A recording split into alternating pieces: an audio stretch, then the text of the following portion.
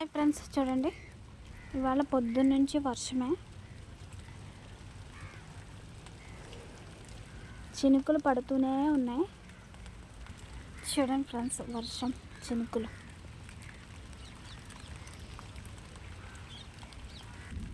చూడండి ఫ్రెండ్స్, మన మిర్చి పెద్దదైంది.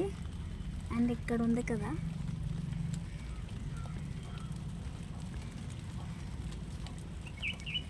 చూడండి ఇది కూడా పెద్దదైంది.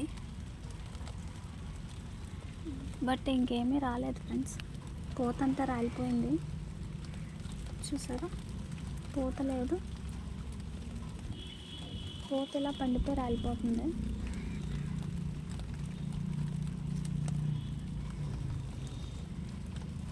ఒక్కో చెట్టుకి ఒక్కొక్క మిర్చి అంతే.